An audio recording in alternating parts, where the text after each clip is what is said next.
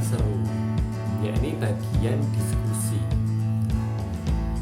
Smutler ini meyakini kalau kewirausahaan itu memiliki definisi yang lebih luas. Dia dipandang sebagai fenomena sosial. Kenapa? Karena dia selalu melibatkan orang lain, yang mana keterlibatan itu pasti berakar dari interaksi sosial. Nah, inilah kenapa kewirausahaan itu tidak lepas dari konteks organisasi. Nah, organisasi ini bisa dipandang sekumpulan orang, baik itu formal maupun non formal, sebuah kelompok, perkumpulan dan lain sebagainya. Nah, di sini ketika ada perkumpulan, ada sebuah kelompok, komunitas ataupun yang lain, itu nanti akan terjadi sebuah interaksi sosial antar individu. Jika dalam sebuah kelompok banyak individu dan individu yang satu dengan yang lain itu saling berinteraksi, maka interaksi itu nanti akan memunculkan sosok. Kenapa? Karena di dalam interaksi itu pasti ada yang paling menonjol dan ada yang kurang menonjol. Dia yang memiliki agresivitas yang tinggi, dia yang memiliki tindakan-tindakan inisiatif yang terlebih dahulu, ataupun tindakan-tindakan yang inovatif yang belum difikirkan orang lain, dia pasti akan menginspirasi orang lain atau anggota yang lain. Itulah kenapa orang seperti itu akan menjadi role model di kelompok itu atau di sebuah komunitas. Ketika dia sudah menjadi role model, panutan, maka tindakannya akan ditiru oleh anggota-anggota yang lain. Nah, proses ini dinamakan proses imitasi. Nah, ketika sudah diimitasi, maka anggota-anggota yang lain akan memiliki inovasi, akan memiliki motivasi. Motivasi untuk apa? Motivasi untuk melakukan hal serupa dengan panutannya. Nah, itulah kenapa di dalam sebuah komunitas, kelompok, organisasi, orang-orang yang memiliki agresivitas yang tinggi, dia menjadi penentu karakter dari kelompok itu. Jadi kita bisa lihat kelompok itu memiliki karakter apa, itu tergantung dengan role modelnya. Nah, kayak gitu. Nah, tindakan-tindakan ini nanti akan mendorong apa? Mendorong kepercayaan diri seseorang untuk melakukan sebuah tindakan. Nah, itu tadi dinamakan sebagai self efficacy. Nah, itulah kenapa di dalam kewirausahaan Smutler bilang interaksi sosial ini nanti akan mendorong self efficacy. Dan self efficacy ini nanti akan mendorong seseorang untuk memiliki kompetensi entrepreneurship. Nah, singkatnya kayak gitu. Nah, selanjutnya Smutler ini bilang kayak gini. Niat berwirausaha ini akan terbentuk berdasarkan interaksi antar individu, ini konteks mikro, dan konteks sosial terdahulu, ini dinamakan konteks makro. Dia mengutip ini dari artikelnya Gibler tahun 2013. Nah, ini yang saya jelaskan tadi. Konteks mikro ini diwakili oleh interaksi antar individu. Yang mana interaksi antar individu ini terwakili oleh teorinya Albert Bandura, yakni teori behavioristik, yang mana adanya proses peniruan di dalam interaksi antar individu. Nah, jika proses peniruan ini dinamakan proses kognitif, yakni proses teori behaviorism, maka proses kognitif ini nanti akan memunculkan kepercayaan diri untuk melakukan atau bisa melakukan tugas tertentu. Dinamakan tadi adalah self efficacy. Nah, jika konteksnya ini diarahkan pada dunia kewirausahaan, maka artikel ini sudah berhasil mengkawinkan dua disiplin ilmu, yakni dunia psikologi dan dunia manajemen, yakni konteksnya kewirausahaan. Itulah kenapa Smutler membuat istilah baru yang dinamakan entrepreneurial self-efficacy. Nah, ini namanya Albert Bandura. Dia mencetuskan teori behaviorism tahun 1961, yang mana Bandura menyatakan bahwa self-efficacy itu mengacu pada kepercayaan individu akan kemampuannya untuk sukses dalam melakukan tugas tertentu. Kalau kalian tahu, teori ini sebenarnya bentuk perlawanan atau counter teori sebelumnya, yakni teori yang dicetuskan oleh Jean Piaget tahun 1920.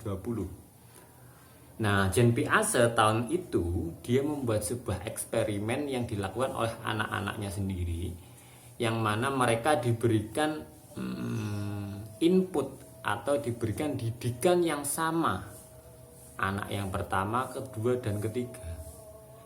Ternyata didikan yang sama itu menghasilkan struktur kognitif yang sama pula. Nah, itulah kenapa Jean Piaget di dalam eksperimen itu meyakini faktor internal adalah satu-satunya faktor penentu struktur kognitif seseorang. Nah, kayak gitu. Nah, lalu muncullah Albert Bandura tahun 1961. Dia bilang, loh ternyata struktur kognitif seseorang itu juga dipengaruhi oleh faktor sosial loh.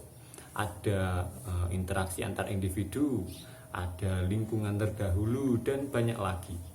Nah, itulah kenapa Albert Bandura meyakini interaksi sosial ini merupakan faktor eksternal yang memiliki pengaruh yang sama besarnya dengan faktor internal. Jadi ini bentuk perlawanan terhadap teorinya Jean Piaget.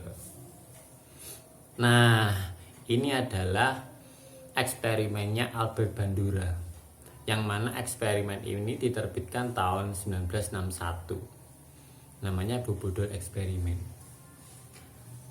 Intinya, di dalam eksperimen ini ada sebuah ruangan yang mana di dalamnya ada sebuah anak kecil, seorang anak kecil, lalu ada sebuah boneka.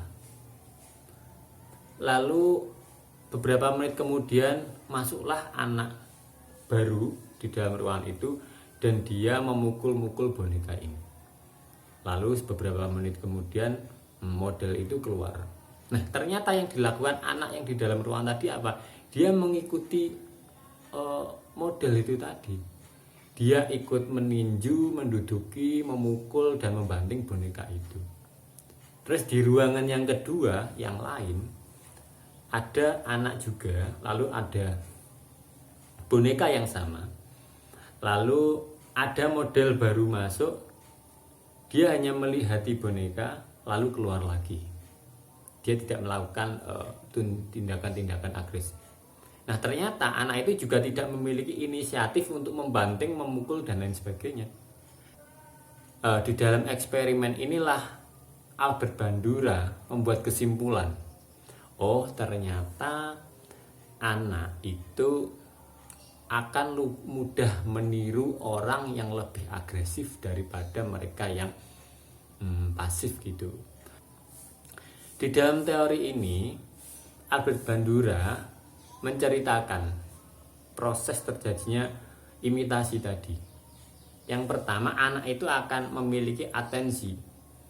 Dia akan mengamati orang itu. Terus yang kedua ada retention.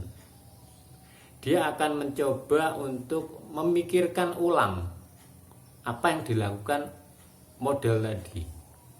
Lalu ada motor reproduction.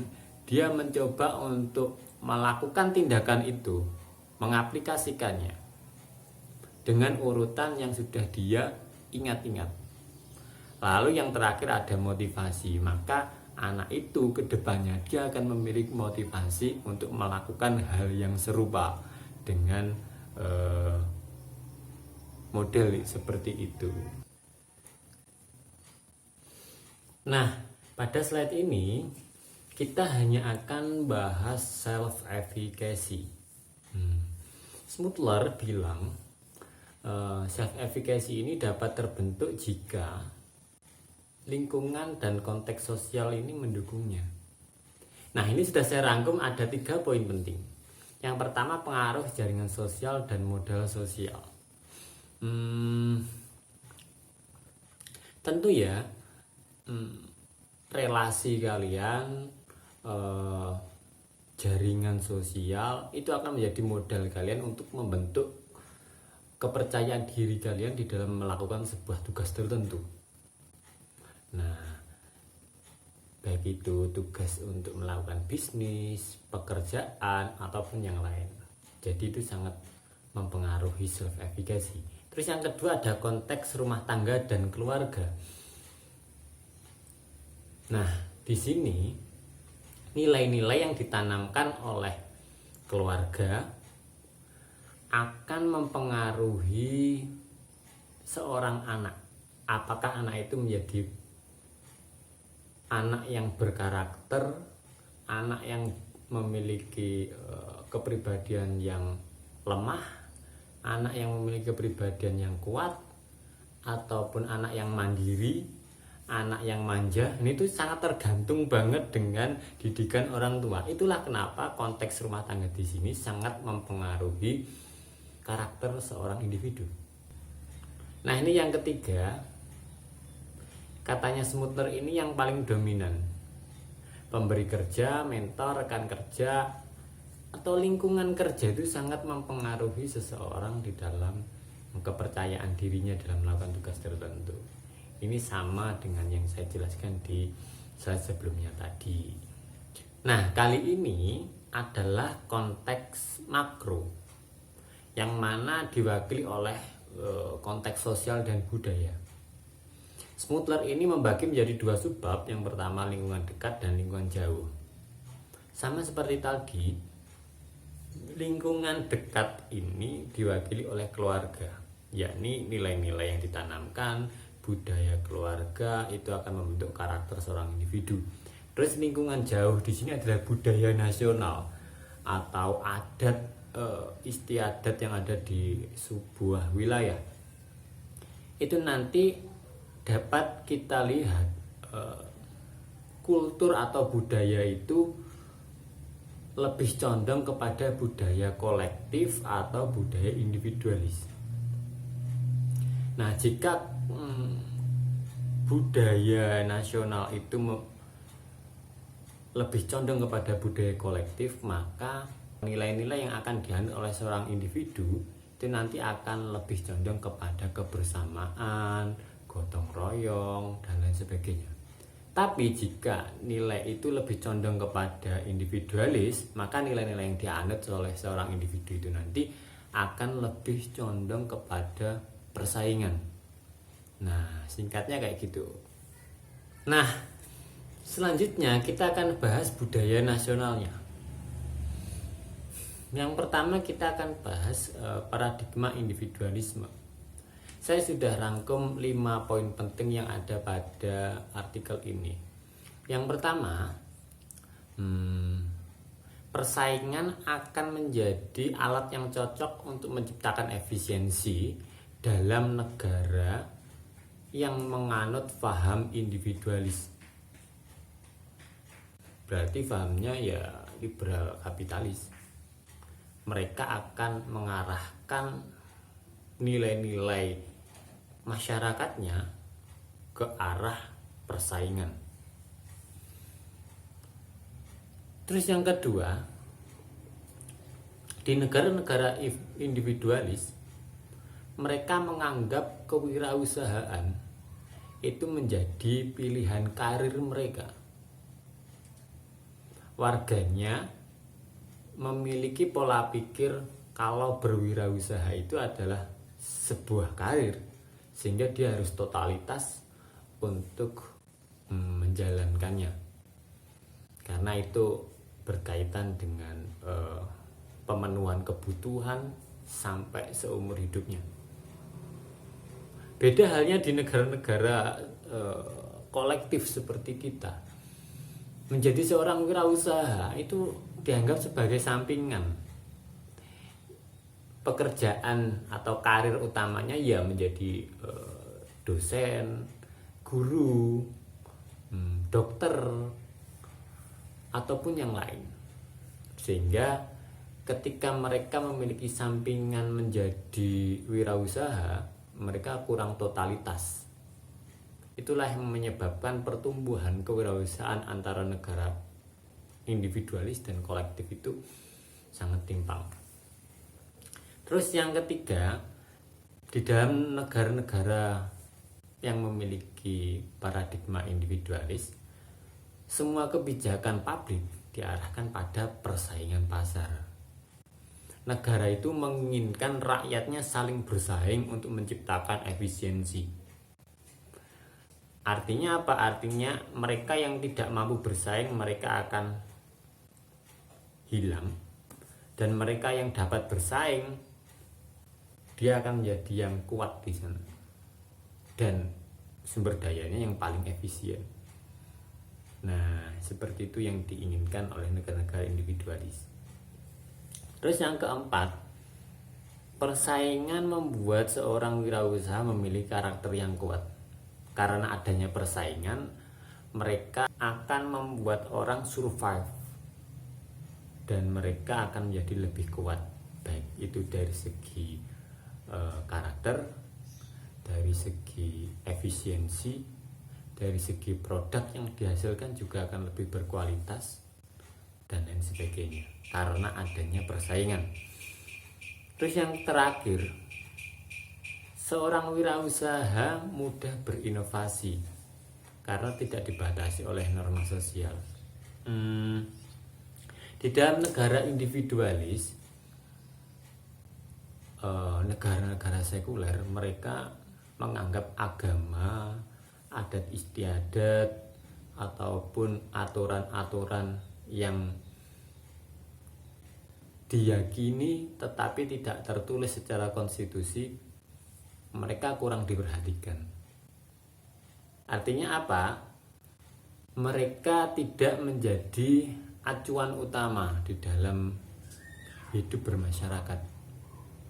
Itulah kenapa ketika negara-negara individualis, masyarakatnya mudah untuk berinovasi. Artinya apa? Artinya ketika mereka ingin membuat sebuah gebrakan, ingin membuat sebuah tindakan yang nyeleneh, inovatif, kreatif, dan lain sebagainya, mereka tidak takut untuk melanggar aturan agama, melanggar aturan adat, melanggar aturan bermasyarakat, dan lain sebagainya. Mereka nggak akan berpikiran seperti itu, karena center pointnya tetap individunya, pemuasan utilitas individu. Karena persaingan yang dianut paham ini sejalan dengan pertumbuhan ekonomi global. Kalau kalian tahu, dunia global ini menginginkan sebuah persaingan. Itulah kenapa negara-negara yang kuat akan lebih condong pada efisiensi sumber daya mereka. Dengan begitu, teknologi akan cepat maju dan membuat peradaban yang baru. Maka dengan alasan inilah paham individualisme yang mengharuskan adanya persaingan lebih mudah mencetak generasi wirausaha.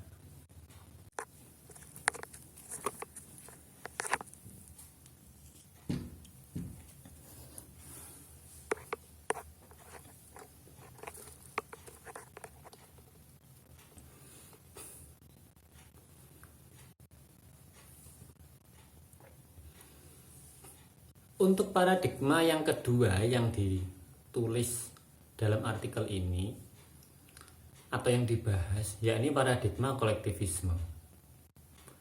Nah, Paradigma ini meyakini gotong royong dan kebersamaan menjadi alat yang cocok untuk menciptakan efisiensi.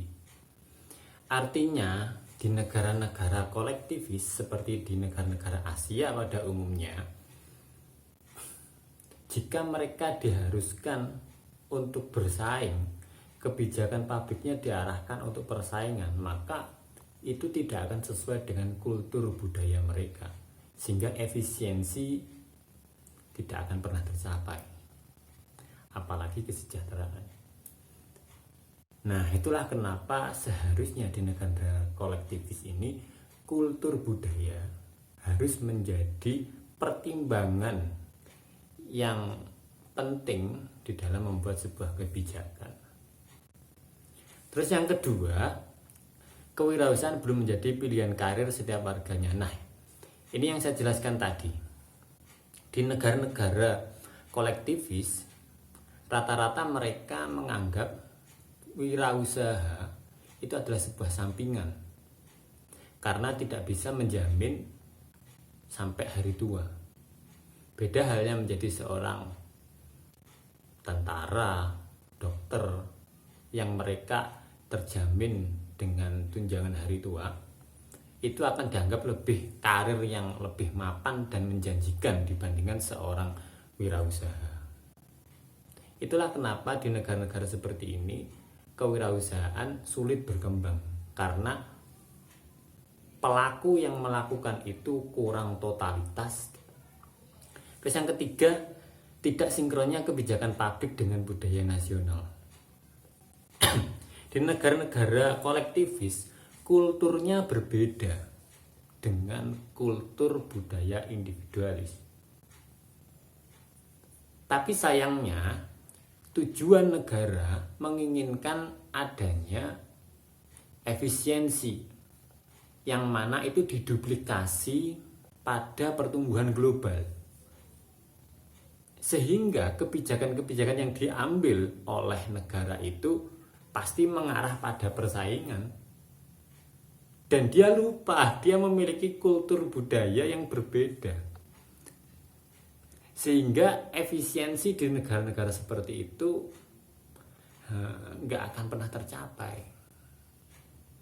Nah, ketidaksinkronan ini menjadikan pertumbuhan kewirausahaan di negara-negara kolektivis kurang bagus. Yang keempat, kebersamaan membuat seorang wirausaha memiliki karakter yang kuat. Tapi jika ada individu yang memiliki tujuan pribadi atau kepentingan pribadi, maka tujuan itu tidak akan tercapai. Tujuan bersama. Nah, di sini sebenarnya kebersamaan gotong royong ini bukanlah penghambat, tetapi dia adalah sebuah karakter pembeda di dalam seorang wirausaha. Artinya apa? Wirausaha yang lahir dari faham individu, dia akan memiliki karakter yang seperti ini. Dan dia ketika lahir di dalam faham kolektivis, dia akan memiliki karakter yang seperti ini, sehingga ada pembeda sebenarnya seperti itu. Tetapi sayangnya pada umumnya di negara-negara kolektivis, dia sulit membedakan antara hak dan kewajiban antar setiap anggota, karyawan, dan lain sebagainya. Itulah kenapa di negara-negara seperti ini tujuan visi utama itu tidak akan pernah tercapai, karena ternodai dengan kepentingan-kepentingan kelompok, kepentingan-kepentingan individu, kepentingan-kepentingan pribadi, dan lain sebagainya. Terus yang terakhir, seorang wirausaha sulit berinovasi karena seringkali dibatasi oleh norma sosial. Nah, ini yang agak kontroversi, karena di dalam artikel ini menuliskan norma sosial, adat istiadat, aturan agama itu akan membatasi seseorang di dalam bertindak sesuai dengan kemauannya. Yang mana kemauan itu untuk pemenuhan utilitas pribadi. Nah, itulah kenapa orang atau seorang wirausaha yang ingin membuat gebrakan di negara-negara kolektivis, dia akan takut melanggar nilai-nilai bermasyarakat itu, sehingga dia akan sulit bersikap. Tindakannya tidak akan pernah proaktif, tetapi reaktif. Artinya apa? Artinya dia tidak mampu untuk membuat tindakan baru, terobosan, karena takut melanggar itu tadi. Tetapi rata-rata di negara seperti ini, seorang wirausaha akan menjadi wirausaha yang reaktif. Dia akan melihat orang dulu melakukan keputusan itu dan hasilnya apa. Jika bagus, dia akan menirunya, dia akan menerapkannya. Ini adalah reaktif, perbedaan dengan proaktif atau kebalikannya. Nah, itulah kenapa di dalam artikel ini mengatakan paradigma individu akan lebih mudah mencetak generasi wirausaha daripada paradigma kolektivis. Karena alasan kebersamaan yang dianut Faham ini tidak sejalan dengan pertumbuhan ekonomi global yang menghendaki persaingan dan efisiensi, maka dengan alasan inilah Faham kolektivisme sulit mencetak generasi wirausaha. Katanya artikel ini seperti itu. Nanti kita dapat diskusikan di kolom komentar. Nah, terakhir untuk kesimpulannya, saya menuliskan kolektivisme bukan sekedar faham, tapi sebuah gerakan yang harus dijalankan secara menyeluruh tanpa meributkan hak dan kewajiban antar individu. Jika individu lebih mengedepankan orang lain daripada kepentingan individu, maka wirausaha yang lahir akan menjadi pembeda dengan karakteristik yang unik tentunya. Oh iya, saya penasaran nih, menurut Anda, benar gak sih negara itu tidak bisa maju kalau rakyatnya tidak saling bersaing? Tulis jawaban Anda di kolom komentar ya, kita diskusi. Oh iya, komen juga mau artikel apa lagi yang akan saya review di video selanjutnya. Oke, sekian gitu aja. See you.